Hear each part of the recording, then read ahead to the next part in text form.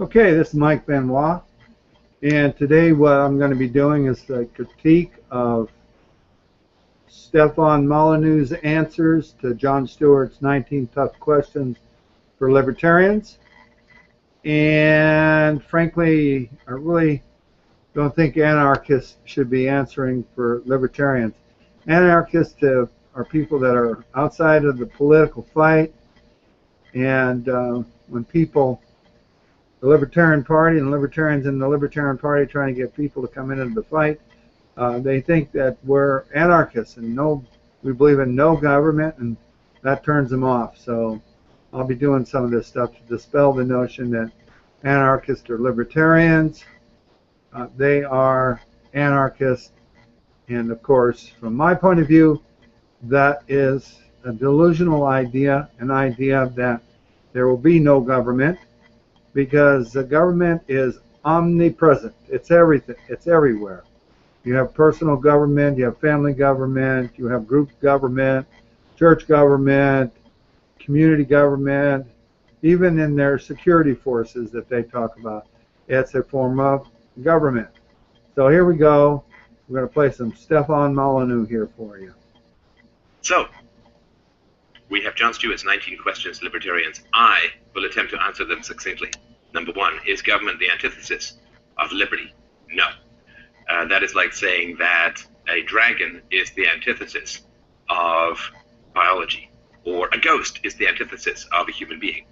Governments and dragons and hippogriffs and unicorns and ghosts do not exist. They are really only people with guns and people running and hiding from them. And so the initiation of force is the antithesis of morality and of liberty. The government is simply one large example, but there are many others, rapists, thieves, murderers, assaulters, and so on. So no, government is not the antithesis of liberty. Okay, so he says that the antithesis of liberty is government, I guess. The initiation of force is the antithesis of liberty. The initiation of force is the antithesis of morality, and government doesn't exist. And that's all over the field to me. It's just psychobabble. So, in the antithesis of liberty, and government's not the antithesis of liberty, but you know what? I gotta play this again. Let's just have this guy go on this again. So, we have Jon Stewart's 19 questions, libertarians. I will attempt to answer them succinctly. Number one, is government the antithesis of liberty? No. That is like saying that a dragon is the antithesis of biology, or a ghost is the antithesis of a human being. Governments and dragons and hippogriffs and unicorns and ghosts do not exist. They are really only people with guns and people running and hiding from them. Okay, that's why, you know, he goes on, he conflates things. Governments, he's saying they don't exist, and so they can't be the antithesis of liberty. So, if that's Jon Stewart's first question. And so he says governments don't exist, they're just people running around with guns, and other people running around trying to avoid them. That's a very interesting concept. In psychobabble philosophy for me. So let's go on and see what he says next. And so the initiation of force is the antithesis of morality and of liberty. Okay, so he says the initiation of force is the antithesis of morality and of freedom. Now, again, this is such a weird concept, and this idea that one should never initiate force, and they convolute the idea of force with violence. And so, and the antithesis of liberty is the initiation of force, and it's not. I mean, you have the liberty, you have the ability to do something, then you have the liberty to do it. So if somebody initiates force, from their point of view, they're exercising their liberty. Yeah, they're violating someone else's liberty, and that's the antithesis of morality. You know, there's a couple of guys that agree to go initiate force against one another. So the greater answer to that is one shouldn't initiate force or continue to initiate force once that person knows that the receiving end doesn't want it. You know, you touch somebody on the shoulder, you initiated force. If you can see that that person doesn't want you touching them on the shoulder, and you keep poking them on the shoulder, then at that point in time, you've created an assault. But it's not the antithesis of liberty. So say it all you want, but it's not true. It is simply one large example, but there are many others, rapists, thieves, murderers, assaulters, and so on. So no, government is not the antithesis of liberty. The initiation of force is the antithesis of liberty. 2, one of the things that enhances freedoms are roads. Infrastructure enhances freedom. A social safety net enhances freedom. Absolutely, and allowing rape enhances the freedom of a rapist. But freedom is not the goal. Morality is the goal. Okay, so he's conflating a lot of things there too. Again, and one of them is that he's stating that freedom's not the goal, morality is the goal. And the question would be, whose morality are you talking about? Actually, the maximum freedom should be the goal. That which increases the freedom for all people concerned should be the goal. He goes in and conflates the idea that somebody, and he just made my argument earlier, that the freedom increased the freedom of the rapist, and sure, and increase the freedom of the welfare person not to work. You've increased somebody's freedom, but so freedom's not the goal. No, that morality is the goal. So no, actually, freedom is the goal, and morality is maybe it's a guy's, maybe his moral code is that raping women is a natural occurrence. So if that's, the argument that we're increasing or morality is the goal, the question is whose morality? But if freedom is the goal, it would be, and maximum freedom would not be just the freedom of the rapist, it's the freedom of the other person not to be raped. So no, the philosophy is maximum freedom, and that's for everybody, not just one side of the coin. Jetpacks give you freedom from gravity, so to speak. That doesn't mean that they're moral. So yeah, for sure, social safety net enhances freedom. But of course, these things also enhance the freedom to make bad choices. So for instance, free roads from the government, and they were free for those who bought them because they were all financed through deficit spending. All right, so you got to hit that lie right there. He's saying that all the roads were financed through deficit spending. Current people got to use it, and future generations had to pay for it. That's an absolute 100% falsehood. Roads were originally paid by current funds, and roads today would be paid by current funds. And if they're borrowing money to pay for roads, that's because they're spending the money they collected for roads on some other thing. But roads initially were not paid for on the back of future generations. Okay, thank you. So the bill was simply paid forward to the future generation, or billed forward to the next generation. It allows you to make bad choices. Welfare allows you to make bad choices, like not completing your education, like not getting job skills, like having too many kids when you can't financially pay for them. It's really, really bad for the children. So roads allow a society to make really bad decisions, like have urban sprawl and Well, I better let him finish that. use massive amounts of energy as opposed to looking for alternatives. All right, so now, again, conflating two different things. Like the welfare, the freedom to get welfare allows people to make bad choices. And certainly, if you give people money and they don't have to suffer the consequences of their actions, sure, they will make bad choices.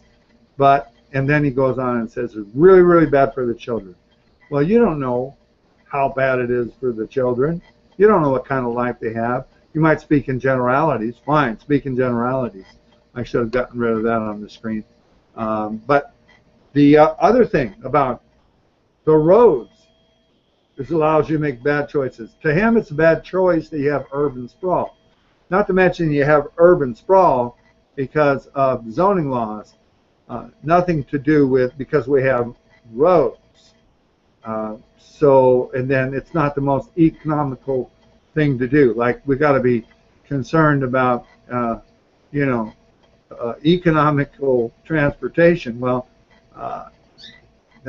these are conflated arguments. Economic transportation could occur if we didn't have the government involved in the fuel industry. So, roads equated with welfare, bad choice, bad choice. So it doesn't matter what the results are. Slavery enhances the freedom to trade for slave owners, yet we would not say that it's moral. 3, what should we do with the losers that are picked by the free market? Well, there are two kinds of losers. I don't really like to use that phrase, but let's use it. There are two kinds of losers. There are people who have problems in and of themselves, like some mental deficiency or some sort of physical handicap that significantly impedes their economic productivity. And there's a very small percentage of the population. And Americans already give hundreds of billions of dollars to charity, as is the case with most of the Western world. So there's no reason to believe that that won't continue. And so those people will be taken care of. They will have family, they will have friends, they will have charities and all these kinds of things to take care of them. But there are other people who are losers who are not picked by the free market, but are losers as the result of their own choices, right? So they have sex without protection, get pregnant, and bingo, bango, bongo, they have a significant impediment to their future productivity. So people make mistakes. They make bad choices. People can choose to invest in only one stock, some speculative mining stock, and then they get wiped out. Well, that's the result of your own choices. I mean, freedom is risk, freedom is responsibility, and people who choose to take risks in order to make lots of money, and I have no problem with risk-taking. I mean, it was risky for me to quit my secure career as an IT executive and entrepreneur to do this crazy stunt for a, quote, living. And if that had blown up in my face and I'd ended up starving to death or having to go back to my old career, the risks for me to take. So it's not losers that are picked by the free market is to externalize the reality of people's choices. So. All right. Well, actually, his comments there are pretty accurate. I find them long-winded. We shouldn't do anything by those people that, and when you say we should do, it's like, what should the government do? What should the collective do? Or what should the collective have as a policy with those losers of the free market? Well, nothing. People do what they're going to do out of their own free will and their own volition.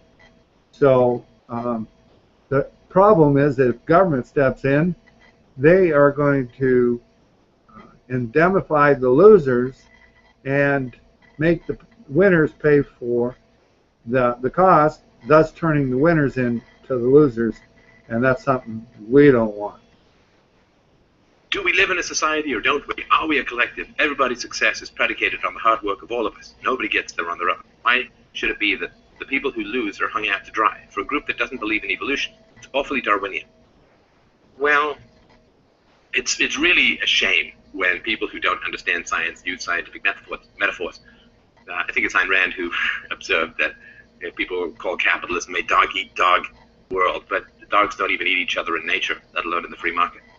The free market is predicated on win-win negotiations. This is a praxeological, foundational, fundamental truth, that if two people engage in voluntary trade, both of them anticipate or expect to be better off at the end of that trade, right?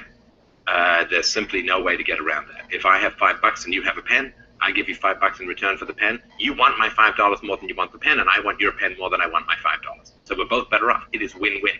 That is not the case with a lion chasing a gazelle. That is win, lose, and eat. And so Darwinian doesn't apply to the free market. If your business fails, you don't get eaten by predators. So, I mean, the idea that nobody gets there on their own, well, sure, but that doesn't mean that. It's true that somebody who succeeds has some participation. They have lenders, they have investors, they have employees, they have the people who heat their building, they have the people who make their computers. But the difference is that we voluntarily trade to gain all of these benefits. The fact that Steve Jobs is successful because I bought an iPad, it doesn't mean that I'm somehow owed some part of Steve Jobs' fortune. No, because we voluntarily traded. His company gave me an iPad in return for the money. I wanted the iPad more than the money. They wanted my money more than the iPad. Voluntary exchange. So we trade for those things. We don't expect that because somebody is successful while we've been sitting on our thumbs that we somehow are owed some portion of their success. In a representative democracy, we are the government. We have work to do, we have a business to run, and we have children to raise. We elect you as our representatives to look after our interests within a democratic system. I mean, these are all just words. I mean, this is exactly what was said about the Soviet Union under Stalin, that it was... Okay, for me, that's a little bit long-winded on his previous answer, and you might be getting into this too. Yeah, in a free society, when somebody is successful, those people that aided them in the success were compensated appropriately accordingly. That is, if you didn't have your fraud and you didn't have other actions going on in the process, or the successful person didn't, well, steal it, if you will, or find nefarious ways to get it. If they did it by good, honest, hard work, then everybody in the system along the way got their share of the competition, and therefore they're not owed anything. So let's move on. Representative of the will of the people, and it represented the interests of the proletariat and so on. But it's not how the government works. It's not what the government is. The financial services industry over the past few decades have contributed over $2 billion in campaign contributions. So they have bought and sold to politicians who should be running around with logos of the companies stitched all over them like NASCAR drivers, because they're owned. So the only people we get to vote for are people who've been bought and sold by special interests beforehand. Financial services industry has donated more to governmental political runs for office than the healthcare industry, than the defense industry, than a bunch of other industries all put together. So, I mean, this is like jailhouse rock elevated to a description of reality. We're not the government. We're not the government. We say to the government, oh, we want you to regulate this financial industry. Well, all that means is that the financial industry buys the people who regulate. They write the laws because, you know, we always think that I don't know, regulators are like parents and the corporations are like children. But quite the opposite is true. Because if you're really, really smart in the financial industries, you don't go to become a regulator. You go make it.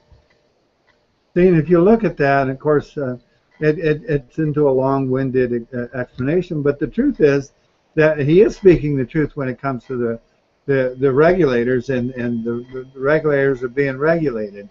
But the bottom line is that people are chasing a certain moral code that he was talking about, that the goal ought to be moral, and people are chasing this moral code, and consequently they want people to give up freedom in the process. So let's regulate them, and the only freedom that they should have is that a freedom not to produce and not violate their agreements with other people, and not to violate people by force or fraud. And so, and thus, but now he's saying there's this argument of who is the government. Earlier you said there was no government. It's just a delusion, a delusionary concept. So it's all over the field. Let's go. $1 billion on Wall Street. It's the dumb people who go into the regulators, the bottom of the class. It's the lower IQ. It's the less skilled, the less competent. They're the ones who become the regulators. They're outsmarted, outmaneuvered, outbought, outbribed by everybody in the financial services industry. That is the reality of what happens. And going back to grade school imaginary propagandistic nonsense to describe this predatory system is childish and ridiculous. 6, is government inherently evil? You know, should we take a dragon to trial for eating virgins? Well, no, this is a fairy tale. The government is a fairy tale. The initiation of force is immoral, and those people who initiate. Okay, so now he's back to government is a fairy tale, and the initiation of force is immoral. Okay, when you know, this idea that if you have to survive and you initiate force to survive, so that premise of the initiation of force is always being immoral is absolutely a false premise. And a government, he's now talking about government being a fairy tale again. No, government actually is inherently evil. And there's an evil side in all of us. And in that evil side of us, we will initiate force to survive when it comes down to that. And that dog-eat-dog phrase, well, a dog will kill another dog over the food it needs to survive. It might not eat another dog, dog-eat-dog phrase. So, and it's the same thing, that, this idea that all initiation of force is evil, and that the government is an illusion and doesn't exist. Actually, government is evil. It's evil, as Thomas Paine pointed out, because it's necessary that we give up a part of our production for the protection of the rest. And in that way, in that sense, it's evil. It's a necessary evil that we have to do that. So let's go some more. Force is immoral. Fraud, I think, would be punished in a free society. So those people who lie and misrepresent will face negative consequences, whether they're financial or some other matter. So again, to say government is inherently evil is to create a red herring, right? It's like saying, are black rapists wrong? Well, it's just one category of rapists, and government is just one category of the initiation of force. So forget about the government; it doesn't matter. I mean, people say to me, well, you're an anarchist, you're an atheist. I say, none of this is true. I mean, the reality is that I'm a philosopher, which means I pursue truth, and I'm sorry if imaginary things get knocked over by my mad drive towards the pinnacle of truth, but they're not there to begin with. So, yeah, the government is not inherently evil. That is prejudicial. You've got to be more specific, more precise. I mean, Well, I just was more precise with you. The government is inherently evil. It's evil because it requires that we give up a part of our production for the protection of the rest. And you're a philosopher seeking truth. Well, your illusions are going to be dispelled, okay? So just keep paying attention, and we'll see about your illusion. if I say black rapists are evil, I've only confused the issue. No, rape is evil. Doesn't matter. The initiation of force is evil. I don't care if government does it or anybody else does it. It's just a reality. 7. Sometimes to protect the greater liberty, you have to do things like form an army or gather a group together to build a wall or a levy. Yeah. But see, these are all terms of voluntarism. Gather together voluntarily, form an army. No? People can do all of that stuff voluntarily. I mean, if the majority of people can act in an intelligent way. Okay, he's just addressing that as if people are doing it all voluntarily. Now, let's say the community gets together and decides to build a dam, and the dam enables them to have water all year long. He's not getting into this part of his argument, because in his part of this argument, he would say, well, and then someone goes down to the lake where, that's the benefit of the dam that the townspeople paid for, but this person didn't pay for it because he didn't volunteer for it. Then they go down there and they take some of the water out of there. Then, and the townspeople say, hey, you have to pay for your share of building a dam. The guy says, no, I don't. I didn't ask for build the dam. Stefan Molyneux would say, oh, that's initiating force, making him pay for that, his share of the dam. Just how the myth goes in a democracy. If the majority of people can act in an intelligent way to vote people in and understand all of the issues that the politicians are going for. I know how politicians should act in healthcare and national defense and education and roads and debt and foreign policy. I'm smart enough to. Well, then people are smart enough to do all these things voluntarily, with voluntary free association. 8. As soon as you build an army, you've now said government isn't always inherently evil because we need to help, because we need it to help us sometimes. So now. It's that old joke, would you sleep with me for $1 million? How about $1? Who do you think I am? Well, we've already decided who you are, now we're just negotiating. Well, again, in my free book, Practical Anarchy, available at Free Domain. Well, I don't know what his answer is going to be, but my answer would have been immediately to that question. No, government is not supposed to help us. It's not government's role. And it's not its role to protect our life, liberty, or property. Okay, it's a retaliatory force that we've delegated. To be the collective application of our individual right of lawful self-defense. So we have an army. It's there as our delegated right of defense.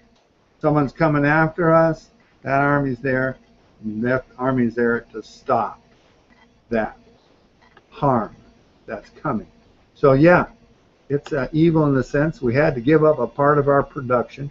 This is not me, this is Thomas Paine, to protect the rest. Radio.com/free. Tons of solutions. And Huntsman and Hoppy and the Mises.org and Libertarians, you can find all of these places. Great examples of private defense solutions that don't require a government. So you can build an army without a government. You can have a defense agency without a government.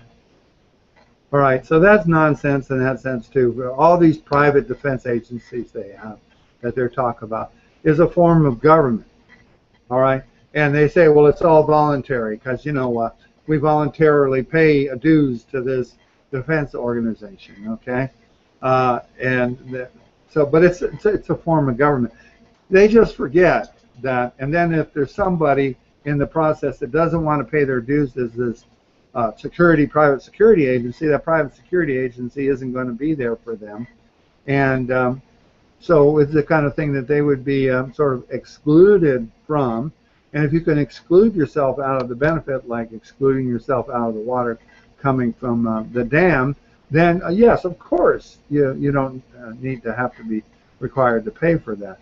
But if you have a military that defends the geographical, political borders of a country, and you get a benefit from that defense, well, I'm sorry, but you have to pay for it. Now, this idea that you can have all these private security agencies that would pay for everything is a nice, fine idea, and you probably have maybe 20 or 30% of the people that would pay for the private security agency, and then a bunch of the rest of the people running around, they don't have this private security agency. So what kind of nonsense would that end up being? Well, it's a logical fallacy to say that because the government does it, if the government doesn't do it, it won't get done.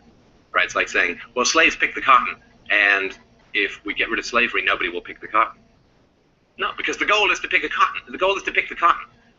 The goal is to pick the cotton. And if you take away one methodology, which is immoral, called slavery, to do that, other methodologies, far superior, far more moral, will be created and brought to bear. Easy peasy. Oh yeah, that's easy peasy. Easy peasy. You just easy peasy compare apples with oranges, okay? And compare slavery, and look at the look on his face. He thinks he's so sharp with that. He got that. To compare slavery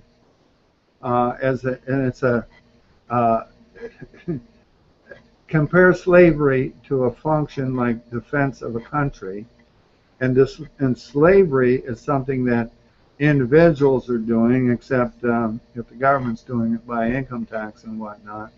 And slavery is an act of violating someone else's free will to a government provide with a defense that, you know, the vast majority of people said, hey, this is what we need, done by their voluntary decision to do it, to be one of those anarchists that say, well, I didn't volunteer for that, and I don't want to pay for that, and that we would have that anyway if government wasn't forcing it.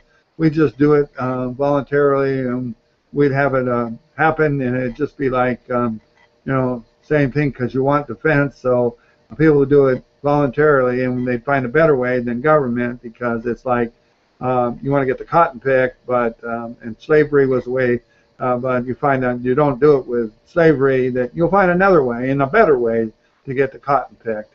And there are some things, I'm sorry to say, that individuals can't get done themselves, and they form organizations, and they call these organizations government to get them done. Solved.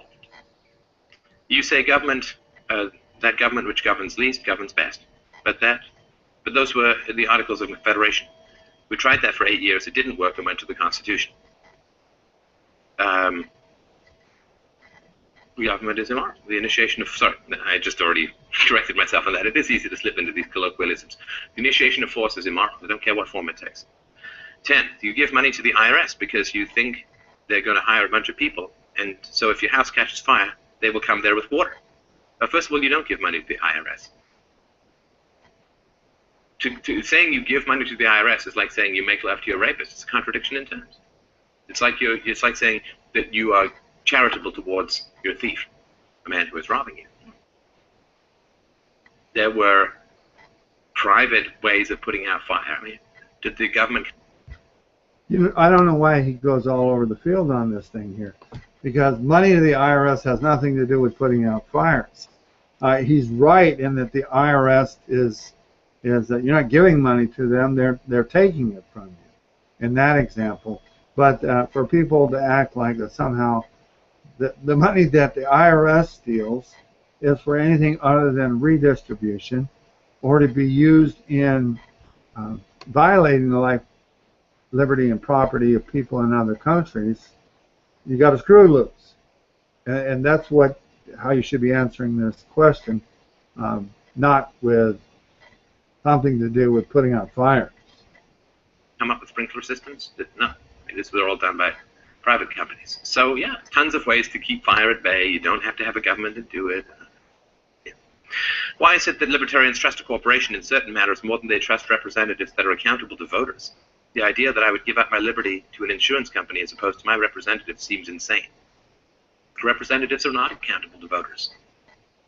They're not accountable to voters. Do you have a contract with your political representative? Is he bound by law to fulfill?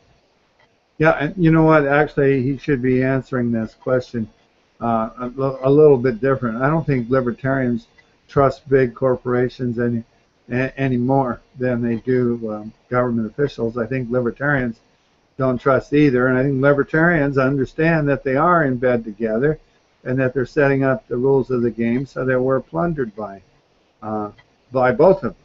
And they both engage in violating our life, liberty, and property. And that's what the focus should be on, not on somebody's imagined reality. The focus should be on it. Government should not violate life, liberty, and property. And when it does that, it's a perversion of what it should be doing. It's the mad dog biting the master, instead of dealing with those people that violate other people's life, liberty, and property. Fulfill the pledges or the promises that he makes to you? Do you have any recourse if he breaks his word to you? If he does not do exactly what you asked him to do or what he promised to do? No, you have no recourse. I mean, you have recourse if somebody doesn't ship you an iPod on eBay. You have no recourse if politicians break promises to you. The idea that people are, I mean, the politicians don't even know who voted for them, and then you say that they're accountable to voters. It's madness. Again, corporation is, libertarians trust corporations more than they trust government. It's a misnomer. Of course, corporations are an effect of state power. Corporations don't exist in and of themselves and never would in the free market. I've done lots of videos on that.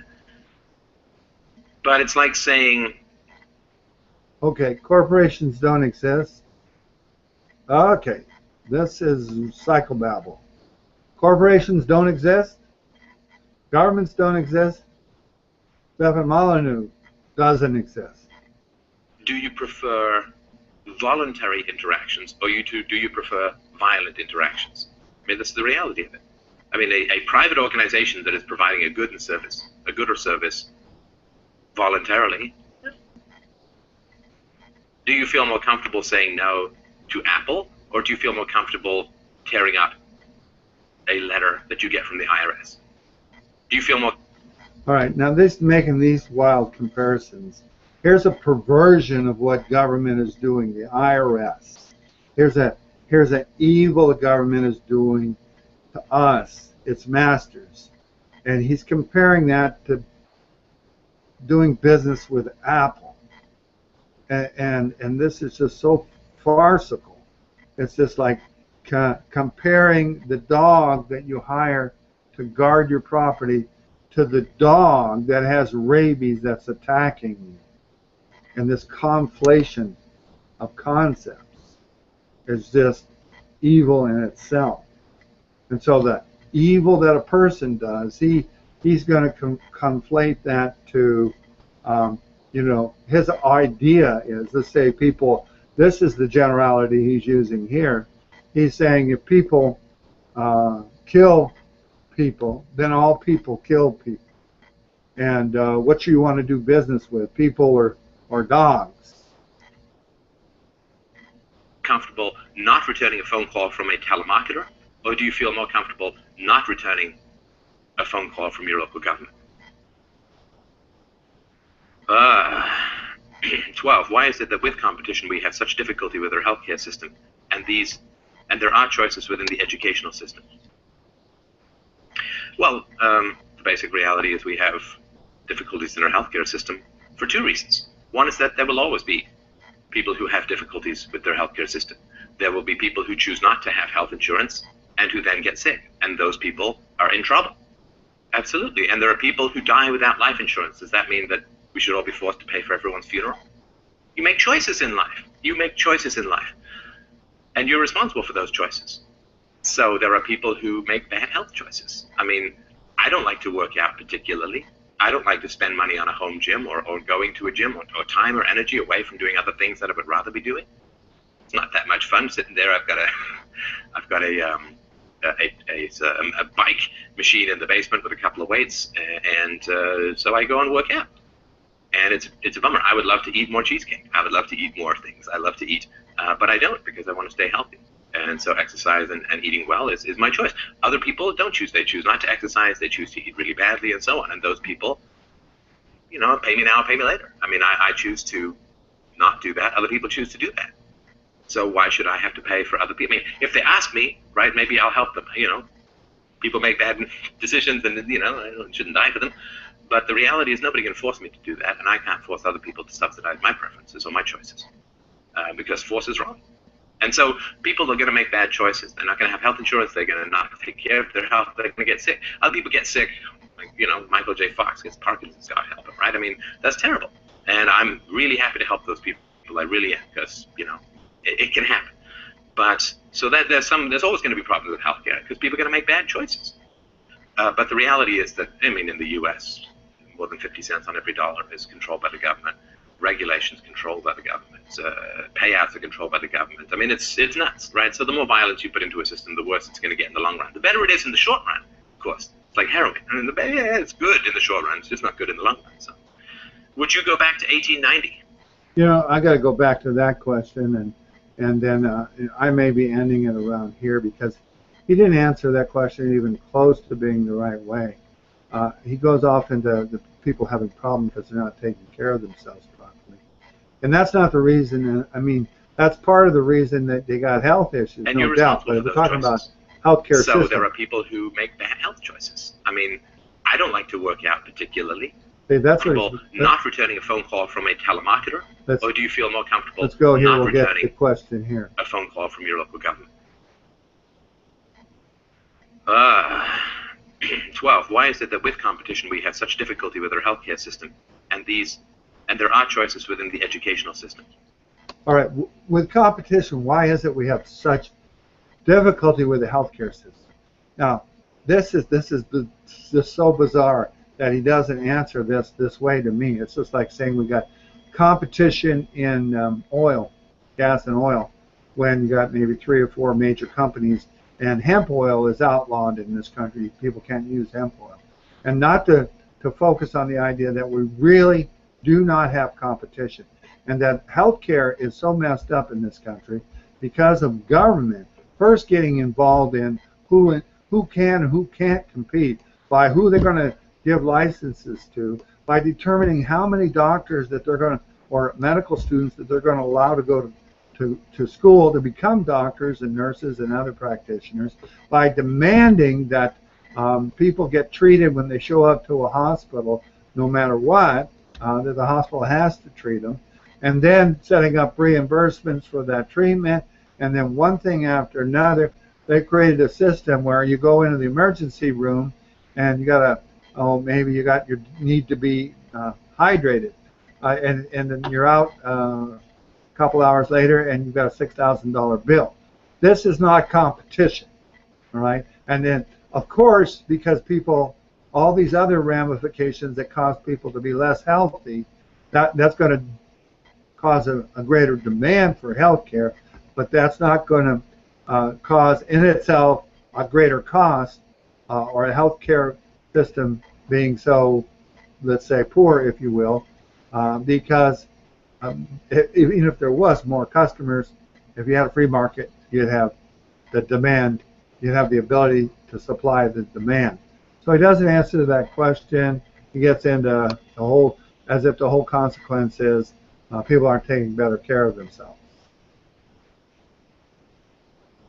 Let's take it from there. It's nuts, right? So the more violence you put into a system, the worse it's going to get in the long run. The better it is in the short run, of course. It's like heroin. I mean, it's not better in the short run either. So, would you go back to 1890? And it's just comparing apples to oranges. The advancements that have occurred since 1890 are scarcely the responsibility of the initiation of force. And well, yeah, I'd take the technological advancements that came since 1890, but I'd take the freedom of 1890. So, like, that is apples and oranges. There's two different scenarios there. Yeah, it's like saying, would you rather have no slavery and no pyramids? Well, yeah, of course. Because if they hadn't had slavery, we'd all have a much more advanced world right now. 14, if we didn't have... You know, he just said there wouldn't be any pyramids if it wasn't for slavery.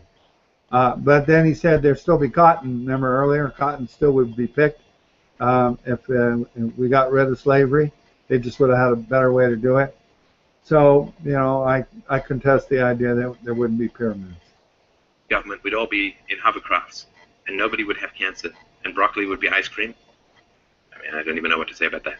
15, unregulated markets have been tried. The 80s and 90s were the robber baron age. These regulations didn't come out of an interest in restricting liberty. What they did is came out of an interest in helping those that have been victimized by a system that they couldn't fight back against, blah, blah, blah. Okay, so unregulated markets have scarcely been tried. There's certainly been more and less regulation and so on. The robber baron age, I mean, just after you read Tom DeLorenzo for this sort of stuff, or any reasonably competent libertarian history. It's not a matter of unregulated markets have been tried.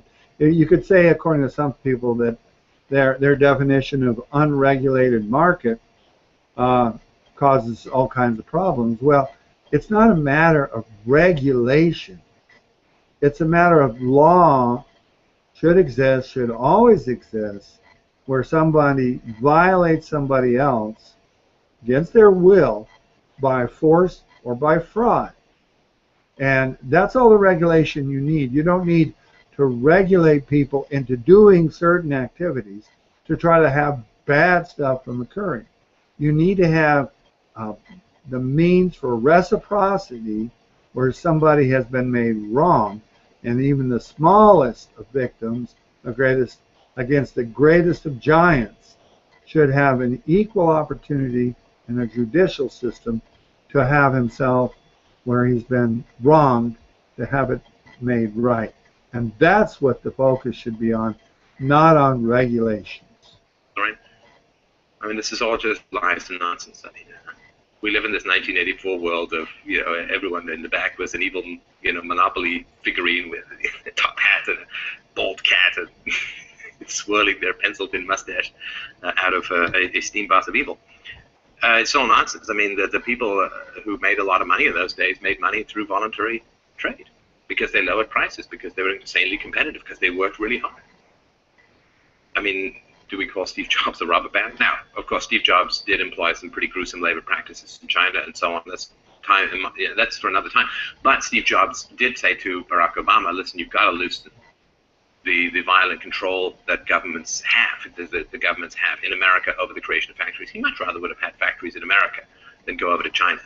And the problem with the factories in China is a lack of the free market in China. This is not exactly a free market situation or environment in China.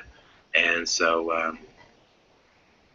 mean, do we look at this guy as an evil guy who stole from everyone? No, I don't think so. Although he was a real patent troll. And I think that was a real mistake. Okay, obviously he's having a little trouble answering that question. But, when someone bases the government on dealing with people who violate other people's rights, their right to life, liberty, and property, then you'll be able to separate out the cases where that violation and those violations have occurred, especially if you're not so busy regulating every darn thing in town and don't realize that in your regulation you're violating the right to life, liberty, and property. But I blame the player. Sorry, blame the game, not the player. Blame the rules, not the players. That, I just can't swing with that either. Blame the game, not the players. That's how everybody has got involved in the system that we have now, and that we live in a pirate society where everybody thinks it's okay to plunder one guy versus the other guy. You set up laws that are about plundering, and then let's say it's a tax. Well, what's the business owner going to do with that tax? He's going to turn around and try to get it from the customer. So it's just, and that's the game, and the players are all involved in doing that. So you have to blame the players and the game, not just the game. Patent trolling is so profitable and so all right, I'm going to essential in many ways to modern. Should unionize, and they should voluntarily get together, and they should strike if their conditions are not to their satisfaction. I think they absolutely should. I don't think that they should. All right, so the question is about unions, and yeah, people should be able to organize into unions if they want. But again, I would answer, I don't think so with government unions, because what the heck, their bosses are other government employees, and and we don't really have any say as to whether or not they get more of this, more of that, and whatnot. So because of all the benefits for government, it's supposed to be service. No, they shouldn't be allowed to unionize. They get this benefit being one of those things.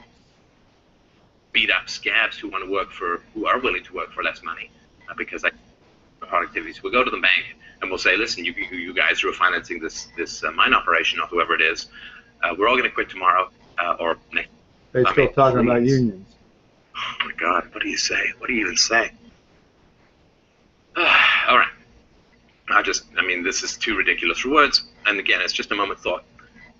First, the whole beginning of the civil rights movement was, right, the woman who got on the bus and crossed over and blah, blah, blah. Restaurants want customers. And a restaurant where there are blacks who want to eat there is a restaurant that is serving cheaper food because blacks had a lower income at that time. So do you really think that cheap restaurants, fast food restaurants in a sense, and bus companies want to piss off blacks who are going to be a big source of their customers? No, of course not. They were forced to segregate. It was the government that made them segregate. So the idea that segregation somehow gets blamed on the free market is ridiculous. They were forced to be segregated. But let's take that away. Let's pretend that historical fact didn't really exist, doesn't really exist. Okay, he wants to make this claim that all the segregation in the South was forced on them. The government's forced it on them. Okay, and sure, there's a lot of government regulations for setting up segregation, but if that's not what the people wanted, then they would have done something about it. And there was a ton of individual segregation to go with it. So to lay it all at the feet of government, if government wasn't there wouldn't have been any segregation going on. Well, I will agree on one thing, and that is if it wasn't for how slavery was ended in this country and a lot of what government did, that the hatred between the races would not be near as great as it is. But to say that individuals would not, go for segregation on their own is just farcical.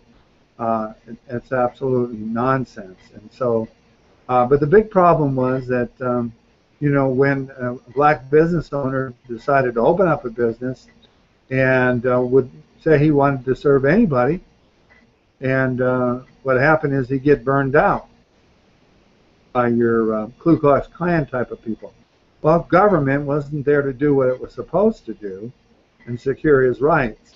Yeah, Molyneux will talk about what government isn't supposed to do and then therefore conclude how bad government is, instead of us all insisting on government doing what it's supposed to do and not sitting around complaining about what government's doing that it isn't supposed to. At all. It doesn't really exist at all. And the government didn't force anybody to segregate. It's still complete nonsense.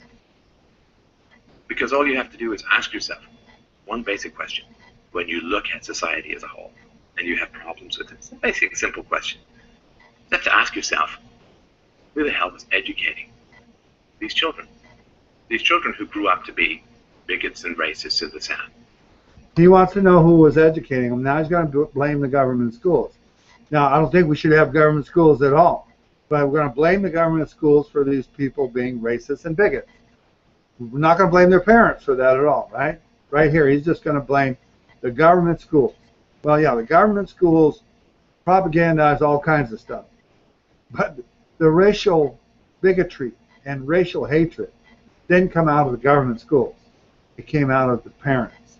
It was a generational transfer, if you will, of bigotry, of racism. So that's enough. I'm not even going to finish any more of these questions. That's enough to dispel the notion that this guy is super guru on libertarianism and he's got all the answers. And I'm looking forward to the responses from the cult of Stefan Molyneux. Thank you.